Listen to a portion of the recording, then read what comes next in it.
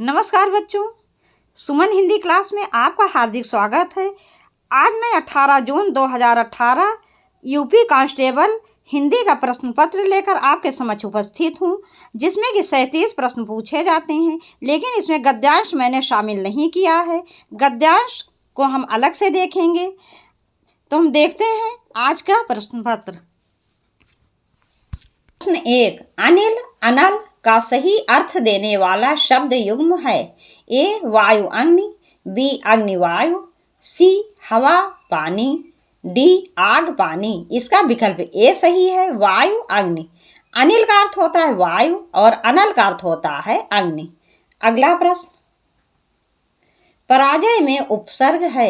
ए पा, बी पर, सी परा, डी जय।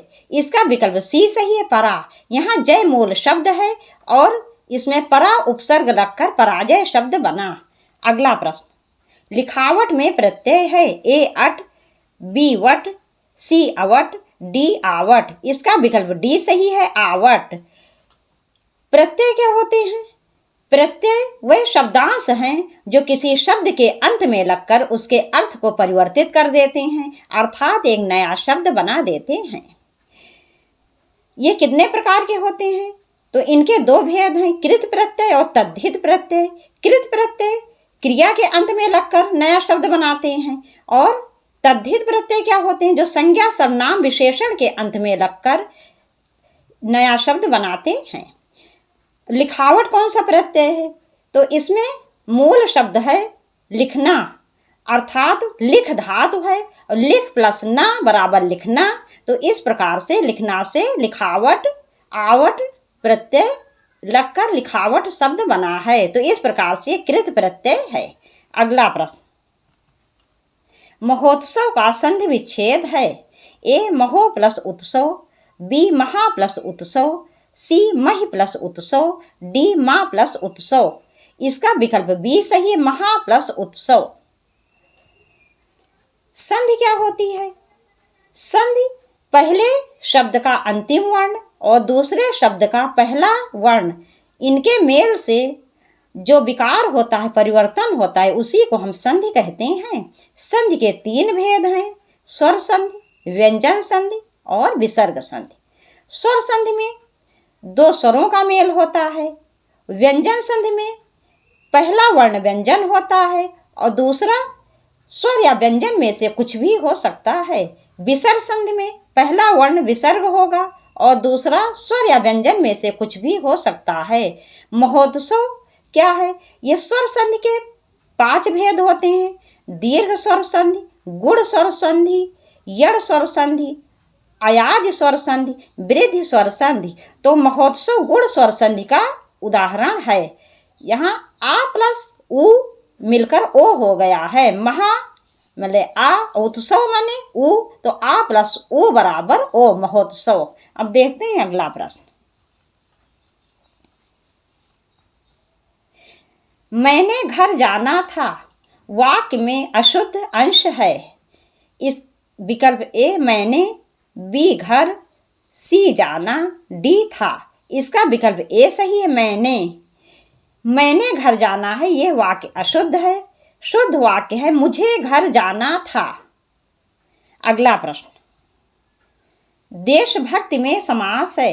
ए द्वंद्व, बी द्विगु, सी तत्पुरुष, डी अव्ययी भाव। इसका विकल्प सी सही है, तत्पुरुष। यहाँ तत्पुरुष समास है।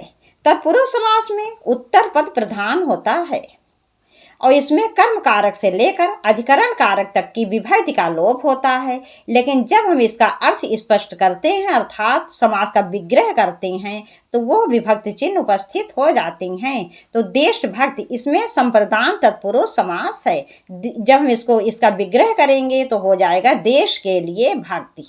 अगला प्रश्न, पुस्तक पढ़ी जाती है में कौन सा वाच्य है? ए कर्तृवाच्य, बी कर्मवाच्य, सी भाववाच्य, डी क्रियावाच्य। इसका विकल्प बी सही है, कर्मवाच्य। वाच्य क्या होता है? वाक्य का वो रूप जिसमें यह पता चलता है कि क्रिया कर्ता के अनुसार चल रही है। कर्म का अनुसरण कर रही है या भाव का अनुसरण कर रही है, यही वाच्य कहलाता है। इसके तीन भेद होते हैं, कर्तृवाच्य, कर्मवाच्य और भाववाच्य। कर्तृवाच्य में क्रिया कर्ता का अनुसरण करती है, कर्मवाच्य में क्रिया कर्म के अनुसार चलती है और भाववाच्य में वो भाव का अनुसरण करती है, अर्थात अपने अनुसार चलती है। तो पुस्तक पढ़ी जाती है, यहाँ कर्मवाच्य है क्योंकि क्रिया कर्म का अनुसरण कर रही है। जाना क्रिया है और पुस्तक क्या है, कर्म है, तो पुस्तक पढ़ी जाती है। यदि हम इसका कर्म बदल दें, अखबार कर दें, तो इसकी क्रिया भी बदल जाएगी। अखबार पढ़ा जाता है तो क्रिया कर्म का अनुसरण कर रही है, इसलिए यहाँ पर कर्मवाच्य है और कर्मवाच्य में सदैव सकर्मक क्रिया का प्रयोग होता है। अगला प्रश्न,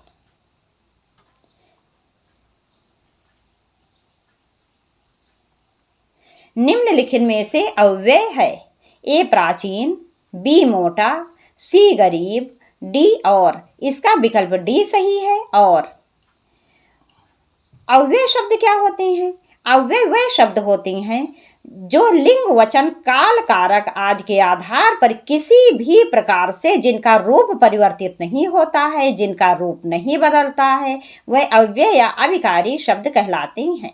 जैसे और, तथा, अथवा, एवं, ज्यों त्यों, जैसे तैसे, इधर उधर, अगर मगर, इसलिए, क्योंकि, चूंकि, इस प्रकार के शब्द अव्यय होते हैं। अब और विकल्प देख लेते हैं। प्राचीन, प्राचीन क्या है? प्राचीन है गुणवाचक विशेषण।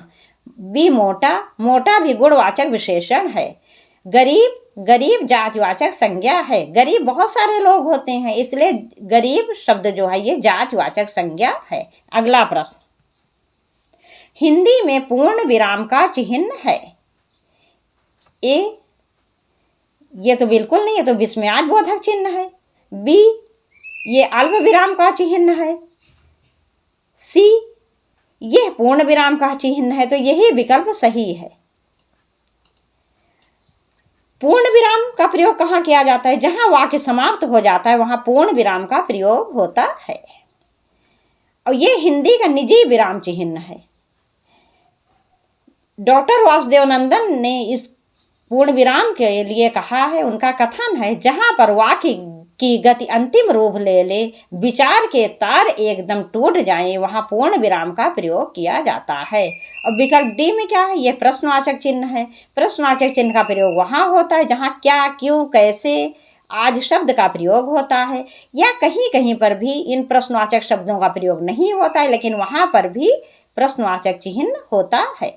जैसे तुम बाजार जाओगे, यहाँ क्या, क्यों, कैसे का प्रयोग नहीं हुआ है, लेकिन फिर भी यहाँ प्रश्न पूछने का भाव उपस्थित है, इसलिए यहाँ पर प्रश्नवाचक चिन्ह का प्रयोग होगा। अगला प्रश्न,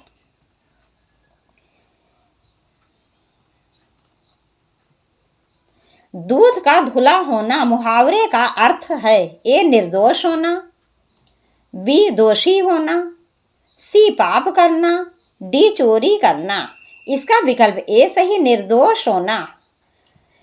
जो व्यक्ति निर्दोष होता है, जिसके ऊपर कोई दोष नहीं लगा होता है, अर्थात जिसने कोई बुरा कार्य नहीं किया होता, उसके लिए इस मुहावरे का प्रयोग किया जाता है, दूध का धुला होना। अगला प्रश्न, जिसकी लाठी उसकी भैंस, लोकोक्ति का सही अर्थ है? ए, शक्तिशाली आदमी मूर्ख होता है। बी, शक्ति संपन्न आदमी अपना काम बना लेता है। सी, बुद्धि संपन्न आदमी अपना काम बना लेता है। डी, बुद्धि संपन्न आदमी चालाक होता है।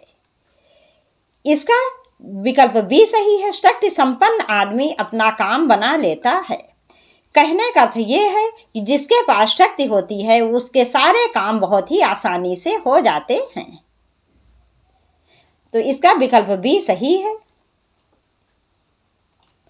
अगला प्रश्न, वीर रस का स्थायी भाव है? वीर रस का स्थायी भाव है? ए, क्रोध, बी, भय, सी, विस्मय, डी, उत्साह। इसका विकल्प डी सही है, उत्साह।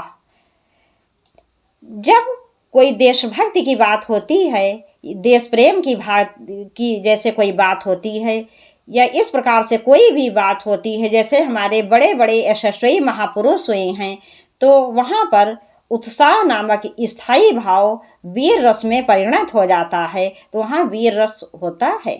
जैसे कि झांसी की रानी को ले लीजिए, तो उन देशभक्ति की भावना ने उनके अंदर वो अंग्रेजों से उन्होंने कैसे लोहा लिया था, तो उस समय उत्साह नामक स्थायी भाव वीर रस में परिणत हो गया था। अब और विकल्प देख लेते हैं, जैसे विस्मय। विस्मय स्थायी भाव क्या है? ये अद्भुत रस का स्थायी भाव है विस्मय, जिसका अर्थ क्या होता है? अद्भुत रस कहाँ होता है? जहाँ पर कोई भी ऐसा व्यक्ति या वस्तु जो हमने पहले कभी नहीं देखी होती, जिससे आश्चर्य का बोध होता है, तो वहाँ पर विस्मय या आश्चर्य नामक स्थायी भाव होता है। भय स्थायी भाव कहाँ होता है? ये भयानक रस का स्थायी भाव है। क्रोध, रौद्र रस का स्थायी भाव क्या है? क्रोध। अगला प्रश्न, दोहा के प्रथम चरण में कितनी मात्राएं होती हैं? ए 11, बी 12, सी 13, डी 14। इसका विकल्प सी सही है, 13। दोहा अर्ध सममात्रिक छंद है। इसके विषम चरण कौन कौन से होते हैं? पहला और तीसरा। तो इसके विषम चरणों में 13 मात्राएं होती हैं, और सम चरण का अर्थ है दूसरा और चौथा। इसके सम चरणों में अर्थात दूसरे और चौथे चरणों में 11 मात्राएं होती हैं। सोरठा इसका उल्टा होता है। सोरठा भी अर्ध सममात्रिक छंद होता है। इसके पहले और तीसरे चरण में अर्थात विषम चरण में 11 और दूसरे और चौथे अर्थात सम चरण में 13 मात्राएं होती हैं। अगला प्रश्न, निम्नलिखित में से कौन सा शब्द अलंकार है? ए उपमा, बी रूपक, सी उत्प्रेक्षा, डी यमक। इसका विकल्प डी सही है, यमक। विकल्प डी सही है, यमक। अब अलंकार किसे कहते हैं? अलंकार दो शब्दों से मिलकर बना है, अलम प्लस कार। अलम का क्या अर्थ होता है? अलंकार या अलंकृत, और कार का क्या अर्थ है? करना।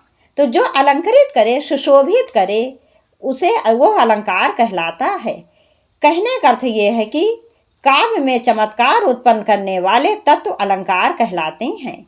इसको मुख्य रूप से दो भागों में बांटा गया है, शब्द अलंकार और अर्था अलंकार। शब्द अलंकार वहाँ होता है जहाँ शब्दों के द्वारा काव्य में चमत्कार उत्पन्न होता है, और अर्था अलंकार वहाँ होता है जहाँ अर्थ के द्वारा काव्य में चमत्कार उत्पन्न होता है। शब्द अलंकार के भेद यदि आपसे पूछे जाएं तो इसके 7 भेद हैं, लेकिन मुख्य रूप से कुछ शब्द अलंकार इस प्रकार हैं, जैसे यमक, श्लेष, अनुप्रास, वक्रोक्ति और विवसा या पुनरुक्ति प्रकाश। यमक अलंकार वहाँ होता है जहाँ एक शब्द 2 या 2 से अधिक बार आते हैं और उसके अर्थ भी अलग अलग होते हैं, जैसे कनक कनक ते 100 गुनी मादकता अधिकाय, या खाए बौराए जगवा पाए बौराए। यहाँ कनक शब्द 2 बार आया है। पहले कनक का क्या अर्थ है? धतूरा। जब कोई व्यक्ति धतूरा खा लेता है तो नशे में हो जाता है, क्योंकि धतूरा एक नशीला पदार्थ होता है। और यदि किसी व्यक्ति के पास कनक अर्थ सोना अर्थात धन बहुत अधिक हो जाता है तो वो धन के नशे में चूर हो जाता है, अर्थात अहम का भाव आ जाता है। इस प्रकार से जहाँ एक शब्द एक ही 2 या 2 से अधिक बार आता है और उसका अर्थ भी अलग अलग होते हैं, वहाँ यमक अलंकार होता है। अगला प्रश्न, निम्न में से तालव्य ध्वनि है? ए टा, बी पा, सी शा, डी का। इसका विकल्प सी सही है, शा। शा तालव्य ध्वनि है। यह तालव्य, तालु क्या होता है? जीभ से सटे हुए भाग को हम तालु कहते हैं, तो शा तालव्य ध्वनि है। अब और विकल्प देख लेते हैं। ए टा, टा का उच्चारण स्थान क्या है? मूर्धा, तो ये मूर्धन्य है। वो कैसे? ताल से ऊपर वाले भाग को मूर्धा कहते हैं। जब हम बोलते हैं टा टा तो हमारी जीभ ताल के ऊपर वाले भाग को छूती है। बी पा, पा क्या है? ये ओष्ठ है। जब हम बोलते हैं पा तो हमारे दोनों ओठ आपस में मिल जाते हैं। डी का उच्चारण स्थान है कंठ। यह कंठ ध्वनि है। क्यों? जब हम बोलते हैं का का, तो इसका उच्चारण स्थान कंठ है। जब तक हम कंठ का सहारा नहीं लेंगे तब तक हम का उच्चारण नहीं कर सकते हैं। अगला प्रश्न,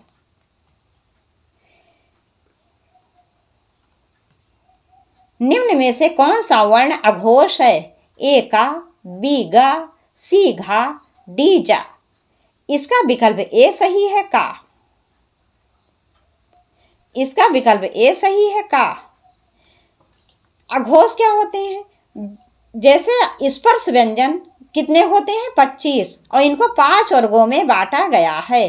कवर्ग, चवर्ग, टवर्ग, तवर्ग, पवर्ग। तो प्रत्येक स्पर्श व्यंजन का पहला और दूसरा वर्ण अघोष होता है, तीसरा, चौथा, पांचवा घोष या सघोष होता है। तो का, खा ये अघोष होते हैं, चा, छा घोष होते हैं, टा, ठा घोष होते हैं, ता, था घोष होते हैं, पा, फा घोष होते हैं। तो का पहला वर्ण है, इसलिए का अघोष वर्ण है। अगला प्रश्न, निम्न में से कौन सा शब्द स्त्रीलिंग है? ए उपहार, बी ग्रंथ, सी मस्तक, डी रचना। इसका विकल्प डी सही है, रचना। रचना की जाती है, जबकि उपहार दिया जाता है इसलिए पुल्लिंग है। ग्रंथ लिखा जाता है, पढ़ा जाता है, इसलिए पुल्लिंग है। मस्तक उठा होता है, मस्तक झुका होता है, इसलिए मस्तक शब्द पुल्लिंग है। अगला प्रश्न, निम्न में से कौन सा शब्द पुल्लिंग है? ए इच्छा, बी राष्ट्र, सी रक्षा, डी योग्यता। इसका विकल्प बी सही है, राष्ट्र। भारत राष्ट्र महान है, तो इससे पुल्लिंग का बोध हो रहा है, इसलिए ये पुल्लिंग है। इच्छा होती है, रक्षा की जाती है, योग्यता होती है। योग्यता, उसकी योग्यता बहुत या उसमें बड़ी योग्यता है, तो योग्यता शब्द क्या है? स्त्रीलिंग है। इसमें केवल राष्ट्र पुल्लिंग है, बाकी सभी स्त्रीलिंग हैं। अगला प्रश्न, किस शब्द का प्रयोग सदा बहुवचन में होता है? ए लड़का, बी घोड़ा, सी प्राण, डी वधू। इसका विकल्प सी सही है, प्राण। कुछ शब्द सदैव बहुवचन में प्रयोग किए जाते हैं, जैसे प्राण, दर्शन, दर्शक, ओठ, बाल, हस्ताक्षर। और विकल्प देख लेते हैं। लड़का, लड़का एक वचन है, इसका बहुवचन होगा लड़के। बी घोड़ा एक वचन है, इसका बहुवचन होगा घोड़े। वधू एक वचन है, इसका बहुवचन होगा वधुएं। अगला प्रश्न, ने किस कारक का चिन्ह है? ए कर्ता, बी कर्म, सी करण, डी संप्रदान। तो इसका विकल्प ए सही है, कर्ता।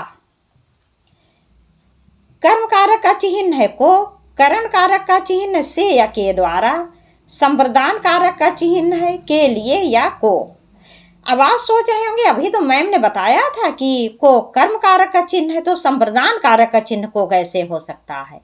देखो बेटा, कर्म कारक में जो को चिन्ह आता है उसका अर्थ होता है किसी को कोई वस्तु लेके फिर वापस ले लेना, और संप्रदान कारक में जो को चिन्ह आता है तो को चिन्ह वहां पर आता है जहां किसी को कोई वस्तु सदैव के लिए दे दी जाती है। निम्नलिखित में सर्वनाम है। ए घर, बी आप, सी पहाड़, डी नदी। इसका विकल्प बी सही है, आप। पहले ये समझ लेते हैं कि सर्वनाम कहते किसे हैं। जब हम सर्वनाम शब्द को तोड़ेंगे तो हो जाएगा सर्व प्लस नाम। सर्व का क्या अर्थ है? सबका, अर्थात सबका नाम। अब सर्वनाम के भेद कितने होते हैं? 6। पुरुषवाचक सर्वनाम, निजवाचक सर्वनाम, निश्चयवाचक सर्वनाम, अनिश्चयवाचक सर्वनाम, प्रश्नवाचक सर्वनाम और संबंधवाचक सर्वनाम। पुरुषवाचक सर्वनाम के 3 भेद होते हैं, उत्तम पुरुषवाचक, मध्यम पुरुषवाचक और अन्य पुरुषवाचक। तो उत्तम पुरुषवाचक सर्वनाम में मैं एक वचन और हम बहुवचन होता है। मध्यम पुरुषवाचक में तू एक वचन, तुम बहुवचन, और आप किसी को आदर, किसी के लिए आदर भाव प्रकट करने के लिए आपका प्रयोग किया जाता है। तो आप मध्यम पुरुषवाचक सर्वनाम है। ये वे अन्य पुरुषवाचक सर्वनाम हैं। अब अन्य विकल्प देख लेते हैं। एक घर, घर जातिवाचक संज्ञा है क्योंकि घर बहुत सारे होते हैं। सी पहाड़, पहाड़ भी जातिवाचक संज्ञा है क्योंकि पहाड़ बहुत सारे होते हैं। लेकिन यदि आपने किसी विशेष पहाड़ का नाम ले लिया जैसे हिमालय, तो ये व्यक्तिवाचक संज्ञा हो जाएगा। डी नदी, नदी भी जातिवाचक संज्ञा है क्योंकि नदियाँ बहुत सारी होती हैं। लेकिन यदि हम किसी विशेष नदी को जैसे गंगा, यमुना आदि का नाम ले लेते हैं तो ये व्यक्तिवाचक संज्ञा में आ जाएंगी। अगला प्रश्न, निम्नलिखित में विशेषण है। ए लंबाई, बी बुढ़ापा, सी समझ, डी शांत। इसका विकल्प डी सही है, शांत। जैसे कि मान लीजिए किसी के लिए हम प्रयोग करते हैं वह बहुत शांत रहते हैं, वह बहुत शांत रहते हैं, तो यहाँ पर क्या हो गई उनकी विशेषता, शांत। और विकल्प देख लेते हैं। लंबाई क्या है, लंबा विशेषण है जैसे लंबाई भाववाचक संज्ञा बनी है। बूढ़ा जातिवाचक संज्ञा है जिससे बुढ़ापा भाववाचक संज्ञा बनी है। तो लंबाई, बुढ़ापा, समझ ये सब भाववाचक संज्ञा हैं। अगला प्रश्न, प्रेरणार्थक क्रिया है। ए गिरना, बी बोलना, सी सुनाना, डी कहना। इसका विकल्प सी सही है, सुनाना। प्रेरणार्थक क्रिया कहाँ होती है, जहाँ पर कर्ता स्वयं कोई कार्य ना करके दूसरों से कार्य करवाता है या दूसरे से कहकर किसी तीसरे व्यक्ति से कार्य करवाता है, वहाँ प्रेरणार्थक क्रिया होती है। तो प्रेरणार्थक क्रिया के दो भेद होते हैं, प्रथम प्रेरणार्थक, द्वितीय प्रेरणार्थक। जैसे सुनाना प्रथम प्रेरणार्थक है, इसका द्वितीय प्रेरणार्थक होगा सुनवाना। अगला प्रश्न, लड़के ने पुस्तक पढ़ी है, वाक्य का काल है। ए सामान्य वर्तमान, बी पूर्ण वर्तमान, सी संदिग्ध वर्तमान, डी संभाव्य वर्तमान। इसका विकल्प बी सही है, पूर्ण वर्तमान। जहाँ पर कार्य पूरा हो जाता है वहाँ पूर्ण वर्तमान काल होता है। और बच्चों एक बात का ध्यान रखिएगा, पूर्ण वर्तमान काल और आसन्न भूतकाल में कोई भी अंतर नहीं होता है। आसन्न भूतकाल में भी क्या होता है, कार्य थोड़े समय पहले समाप्त हुआ होता है और पूर्ण वर्तमान काल में भी कार्य समाप्त हो जाता है। तो पूर्ण वर्तमान काल या आसन्न भूतकाल एक ही होता है। अगला प्रश्न, निम्नलिखित में तद्भव शब्द है। ए अचरज, बी अंधकार, सी अंगरक्षक, डी आशा। इसका विकल्प ए सही है, अचरज। इसका तत्सम होगा आश्चर्य। बी अंधकार तत्सम है, इसका तद्भव होगा अंधेरा। सी अंगरक्षक ये तत्सम है, इसका तद्भव होगा अंगरखा। डी आशा, इसका तद्भव होगा आस। अगला प्रश्न, शीत का विलोम होगा। ए ठंड, बी गीत, सी कृष्ण, डी उष्ण। इसका विकल्प डी सही है, उष्ण। शीत का विलोम होगा उष्ण, ठंड का विलोम होगा गर्म, गीत का विलोम होगा अगीत, कृष्ण का विलोम होगा शुक्ल। जैसे कि कृष्ण आपने देखा होगा जो पक्ष होते हैं हिंदी पक्ष, उसमें कृष्ण पक्ष होता है और शुक्ल पक्ष होता है। कृष्ण पक्ष का क्या अर्थ है, अंधेरी रात। कृष्ण माने काला, तो अंधेरी रात। और शुक्ल पक्ष का क्या अर्थ होता है, उजाली रात। शुक्ल माने उजला, तो शुक्ल का अर्थ होता है उजाली रात। अगला प्रश्न, कर का अर्थ नहीं होता है। ए सूर, बी हाथ, सी किरण, डी टैक्स। इसका विकल्प ए सही है, सूर। कर के ये तीनों ही अर्थ होते हैं, हाथ, किरण और टैक्स। सूर का इससे कोई भी संबंध नहीं है। अगला प्रश्न, जो कठिनाई से मिलता है के लिए एक शब्द होगा। इसका विकल्प बी सही है, दुर्लभ। जो कठिनाई से मिले वो उसके लिए एक शब्द होता है दुर्लभ। जैसे कोई वस्तु ऐसी होती है जिसे हम नहीं प्राप्त कर सकते, तो उसके लिए क्या कहते हैं हम, ये दुर्लभ है, ये पाना दुर्लभ है। दुर्गम का क्या अर्थ है, जो मार्ग कठिन हो। सी अगम, जहाँ तक ना पहुँचा जा सके उसे अगम कहते हैं। सुलभ, जो सरलता से मिल जाए उसके लिए एक शब्द है सुलभ। अगला प्रश्न, खेलों पर नकारात्मक प्रभाव पड़ता है। एक खिलाड़ियों को सुविधा देने से, इससे तो बिल्कुल नहीं पड़ेगा, इससे तो सकारात्मक प्रभाव पड़ेगा। अभ्यास करने से, ये भी गलत है। सी आपसी गुटबंदी होने से, डी खिलाड़ियों को सम्मान देने से। इसका विकल्प सी सही, आपसी गुटबंदी होने से। आपसी गुटबंदी होगी तो क्या होगा, खेल पर बुरा प्रभाव पड़ेगा। आपसी गुटबंदी तो ये हो जाएगा, जो जान पहचान वाले लोग हैं उनको खेलने का मौका दिया जाएगा, और जिसमें वास्तव में योग्यता है उसे मौका नहीं मिलेगा। तो यही विकल्प सही है। अगला प्रश्न, बीजक किसकी रचनाओं का संग्रह है? ए कबीर, बी जायसी, सी सूरदास, डी तुलसीदास। इसका विकल्प ए सही है, कबीर। कबीर की रचनाओं का संग्रह बीजक कहलाता है। इसमें इनकी 3 रचनाएं संकलित हैं। इन 3 रचनाओं का नाम है साखी, रामायणी, सबद। कबीरदास जी हैं कौन? कबीरदास जी भक्ति काल के निर्गुण काव्यधारा के ज्ञानाश्रयी शाखा के कवि हैं, और इन्होंने यही 3 रचनाएं की हैं, साखी, रामायणी, सबद, जो कि बीजक नामक काव्य संग्रह में संग्रहित हैं। बी जायसी, ये जायसी कौन है? जायसी भक्ति काल के निर्गुण काव्यधारा के प्रेम मार्गी शाखा के कवि हैं, और इनकी सबसे प्रसिद्ध रचना है जो बहुत सी परीक्षाओं में पूछी जाती है, पद्मावत। और इनकी रचना पद्मावत जो है वह एक महाकाव्य है जो कि अवधी भाषा में रचित है, ठेठ या ग्रामीण अवधी में रचित है। सी सूरदास, सूरदास भक्ति काल के सगुण मार्गी काव्यधारा के कृष्ण भक्ति धारा के कवि हैं। इनकी प्रसिद्ध रचना है सूर सारावली, साहित्य लहरी और सूर सागर। डी तुलसीदास, तुलसीदास भक्ति काल के सगुण मार्गी धारा के राम भक्ति धारा के कवि हैं। इन्होंने वैसे 12 रचनाएं हैं, लेकिन इनकी सबसे प्रसिद्ध रचना है जो कि महाकाव्य है, रामचरितमानस, जिसको इन्होंने अवधी भाषा में रचित है। कौन सी अवधि? साहित्यिक या परिमार्जित अवधि में।